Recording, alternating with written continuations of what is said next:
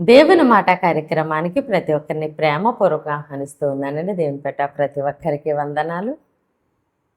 నీ హృదయ లోతుల్లో ఉన్న వేదన, నువ్వు ఎవరికి చెప్పుకోలేని బాధ, బయటికి కనబడని కన్నీళ్ళు, నీ హృదయం ఎంతగా నలిగిపోయి గాయమైపోయిందో అన్నీ దేవుడికి తెలుసు.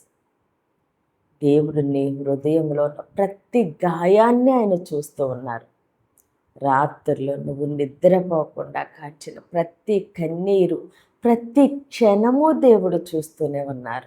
ఎందుకు నా జీవితంలోనే ఇలా జరుగుతుంది, నాకే ఎందుకు ఇలా జరుగుతుందని నువ్వు నిశ్శబ్దంతో గుండె పగిలిపోయి అడిగిన ఆ ప్రశ్నలు దేవుడు వింటూ ఉన్నారు. నీ హృదయ లోతులను వేదన, బాధ, కన్నీరు సమస్తము దేవుడు చూస్తూ ఉన్నారు. దేవుడు అంటున్నారు, అమ్మా నేను చూచి విడిచిపెట్టే దేవుణ్ణి కాదు.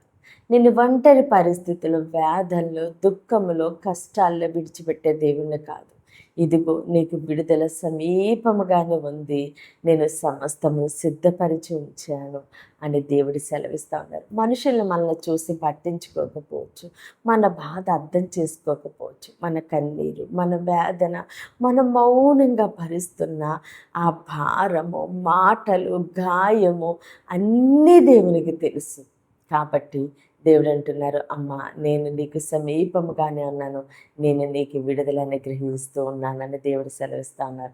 అయితే ఈరోజు దేవుడు మన కొరకు సిద్ధపరిచిన ఆయన శ్రేష్టమైన వాగ్దానం చూద్దామండి.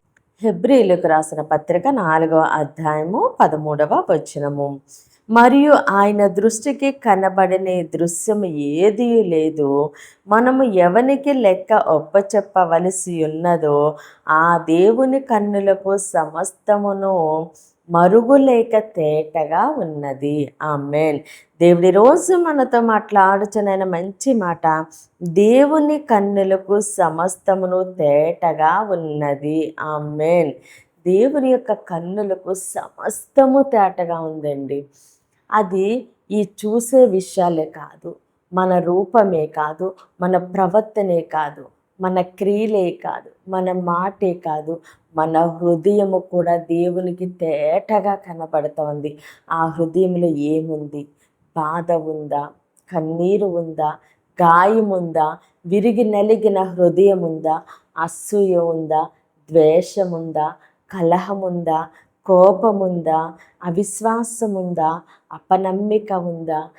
ఏముంది అన్నది దేవుడు సమస్తము చూస్తున్న దేవుడండి.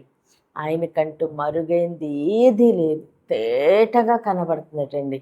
మన హృదయము, మన మనస్సు, మన ఆలోచనలు సమస్తము దేవునికి తేటగానే కనబడతా ఉన్నాయి.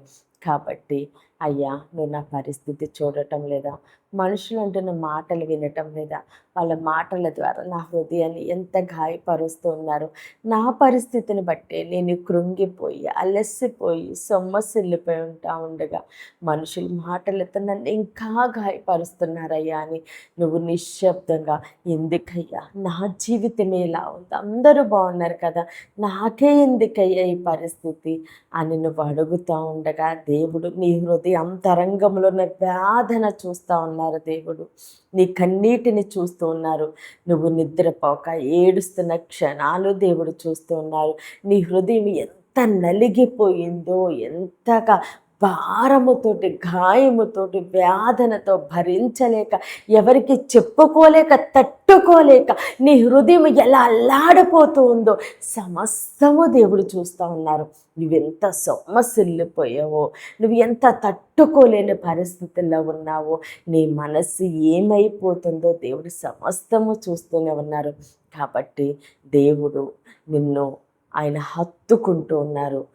నువ్వు ఒంటరిగా లేవు, నేను నీకు తోడుగా ఉన్నానమ్మా, నేను నీకు విడుదల అనుగ్రహిస్తూ ఉన్నాను, ఇదిగో నేను సమస్తమును సిద్ధపరిచానని సెలవిస్తూ ఉన్నారు.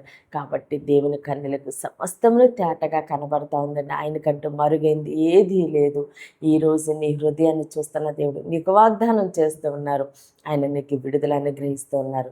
దేవుడి కొద్ది మాటలు మన వినికల్లో దీవించి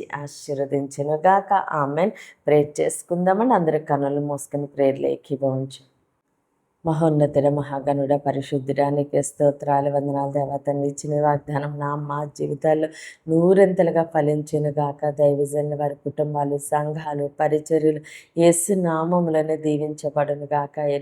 యేసు నామములను క్షేమము కలుగును గాక. ఈరోజు పుట్టినరోజు, పెళ్లి రోజు జరుపుకుంటున్న ప్రతి ఒక్కరికి సంవత్సరం ఒక ఆశీర్వాదకరముగా ఉండును గాక. దేవుని మాట పరిచర్యలో పాలుభాగస్తులే భారం కలిగి ప్రార్థన చేయుచున్న ప్రతి ఒక్కరిని దేవుడు బహుగా దీవించి ఆశీర్వదించునుగాక.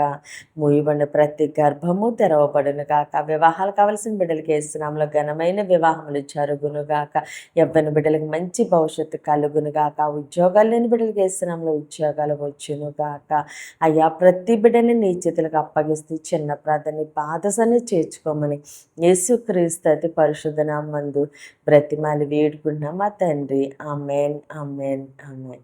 దేవుడు మిమ్మల్ని, మీ కుటుంబాన్ని దీవించి ఆశీర్వదించునుగాక. ఆమెన్.